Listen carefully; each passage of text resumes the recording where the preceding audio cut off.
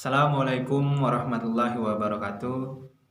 Sahabat literasi, topik bahasan kita kali ini mengenai bantuan pemerintah dalam bentuk subsidi upah bagi pekerja yang terkena dampak COVID-19. Seperti yang kita tahu, pandemi COVID-19 yang menyerang beberapa negara di dunia, termasuk Indonesia, yang juga mengancam kesehatan masyarakat.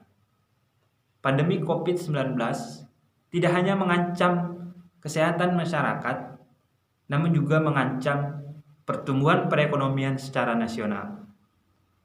Untuk itu, pemerintah mengambil langkah cepat melalui Menteri Ketenagakerjaan dengan mengeluarkan kebijakan yang dapat membantu perekonomian pekerja. Hal ini sebagaimana tertuang dalam Peraturan Menteri Ketenagakerjaan Nomor 14 Tahun 2020 tentang pedoman pemberian bantuan pemerintah dalam bentuk subsidi upah bagi pekerja yang terkena dampak COVID-19. Tujuan dikeluarkannya Permenker Nomor 14 Tahun 2020 tiada lain yaitu untuk melindungi serta mempertahankan maupun meningkatkan ekonomi pekerja yang terkena dampak pandemi COVID-19. Namun tentunya ada persyaratan yang harus dipenuhi oleh pekerja yang akan mendapat bantuan pemerintah dalam bentuk subsidi upah. Untuk ketentuan dan syarat, hal ini juga telah diatur dalam Permenker Nomor 14 Tahun 2020. Pasal 3 ayat 2 Permenker Nomor 14 Tahun 2020 telah menjelaskan beberapa persyaratan yang harus dipenuhi oleh pekerja yang akan mendapatkan bantuan pemerintah dalam bentuk subsidi upah. Di antaranya yaitu 1. Warga negara Indonesia.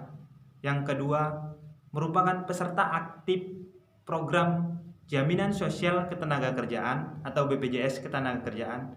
Hal ini dibuktikan dengan nomor kartu kepesertaan. Yang ketiga, merupakan pekerja atau buruh yang menerima gaji. Keempat, kepesertaan aktif sampai dengan bulan Juni. Kemudian, merupakan peserta aktif program Jaminan Sosial Ketenagakerjaan yang membayar iuran dengan besar iuran yang dihitung berdasarkan jumlah gaji di bawah 5 juta rupiah sesuai dengan upah terakhir. Kemudian dilaporkan oleh pemberi kerja kepada BPJS Ketenagakerjaan dan tercatat di BPJS Ketenagakerjaan. Berikutnya, mempunyai rekening bank yang aktif.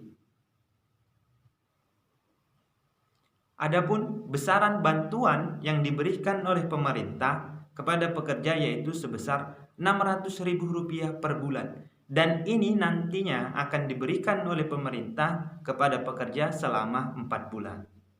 Nah, mungkin sahabat literasi di sini sedikit akan bertanya, bagaimana jika penerima bantuan tersebut tidak memenuhi ketentuan dalam pasal 3 ayat 2 yang telah ditentukan dalam Permenker Nomor 14 Tahun 2020? Apakah ada sanksi bagi penerima bantuan yang tidak memenuhi ketentuan dalam pasal 3 ayat 2 tersebut?